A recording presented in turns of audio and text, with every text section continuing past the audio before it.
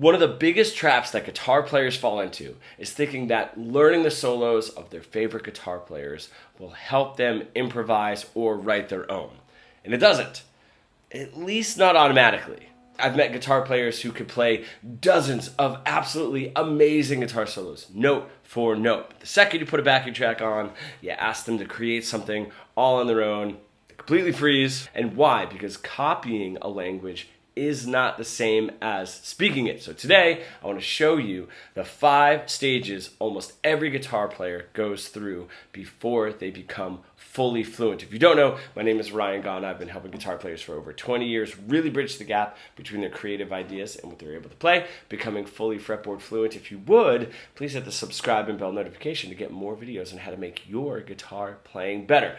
The stage 1, the copying, the learning a guitar solo note for note. You're just learning the sound, where to put your fingers. A lot of it is sort of math and numbers based. You don't know why those notes work. You don't know why the bends feel really good and satisfying. You don't know why they choose that specific rhythm, or why they're repeating specific phrases, etc. And that's okay. Every musician starts there. It's a great place to start. It's like a child starting to repeat the words that their family is saying around them. It is valuable, but only at the beginning. All right, now we're getting into stage 2, the recognition. Eventually, something starts to click.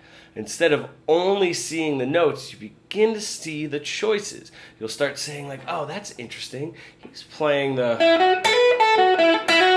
6 over that 4 chord, and then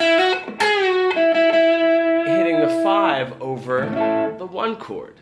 Oh, he keeps targeting chord tones whenever that harmony changes. That's why that phrase sounds resolved. That's why it sits in the harmony nicely. So you're not just memorizing, hoping to latch onto the sounds. You're starting to recognize the linguistic patterns. You're beginning to understand the decisions behind the notes. Notes are sort of like words in this case when we're talking about language. Music is language. The guitar is just the voice that we're singing or speaking that language through. And that's where learning these solos becomes incredibly powerful. Now you start to go on to stage 3. You're starting to recognize how they're speaking, right? Oh, every time he's here,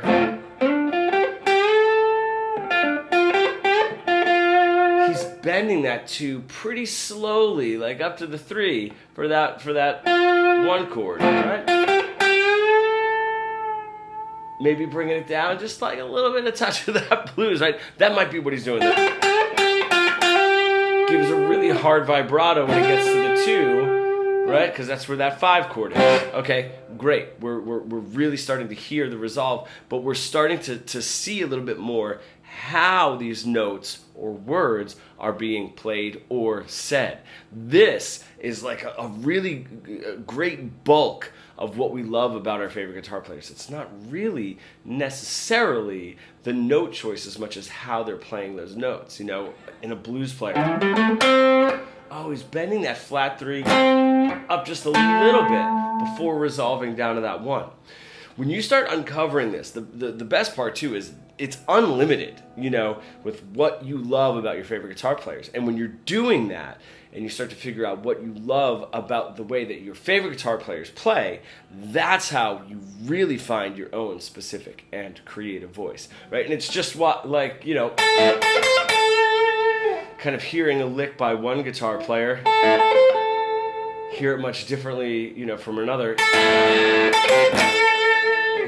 or another. Might be the way someone plays it, or like completely different ways of playing the same phrase. And that is just such a wonderful, beautiful, and endless creative journey for yourself as a player, and discovering what you love about your favorite players in this sort of stage 3.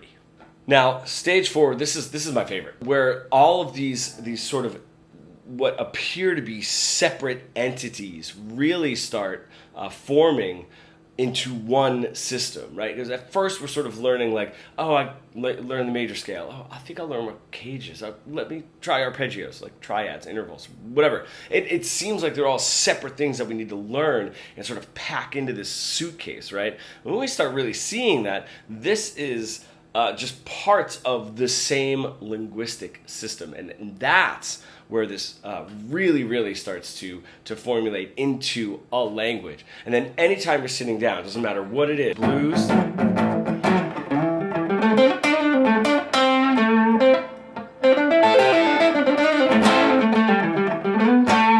whatever it is that you're playing exactly what you want to play and how you want to play it. That's where this becomes the most important. Once we start seeing all of that as the same parts of the same language, nothing can stop you. Whether it's your blues playing, whether it's your rock playing, if you're into metal, whatever it is, now you know how to manipulate that language, and you're seeing it all over the fretboard. What I really love is when we get into caged, right? Let's say I have this, right? My E, I'm in A major, and I have my E form of caged and my G form of caged. And then I have my major scale, I can play it here. Great, now I'm seeing that, and I can also say, oh, let me throw an arpeggio in there. Cool, can I do it here? Now I'm seeing how the arpeggio, the major 7, stacks into the cage system, which stacks into my original scale. So I can visually see the linguistic systems building on top of each other, and that they are not completely separate. So when I want to target my root or my third or my sixth for that, for whatever it is, I could see it in all of those systems, not just one lucky chance YouTube video. And I think the coolest thing is you can't unsee this. So when you're learning now your favorite solos, right, you're sort of seeing like,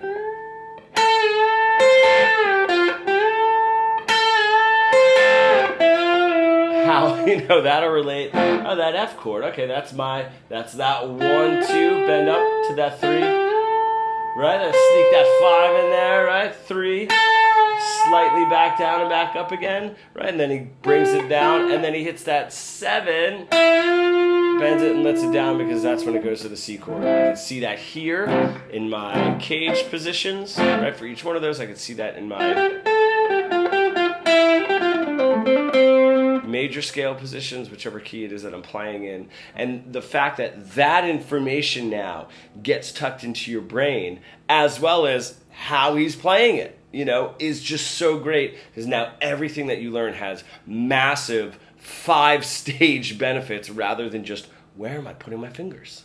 And then we could focus on the most important part, which is, what emotion were they trying to create? And what emotion do I want to create? Now we have that emotional connection. That's what we love about our favorite guitar players, right? They make us feel a certain way when we're listening to them. We just want the emotion, right? And not intellectualize like, oh, that was a really cool Dorian lick. We don't really care about that, because we like guitar before we've ever even learned any of that stuff, right? Nobody cares about the actual scale. It's the emotion of what they're playing is conveying to us.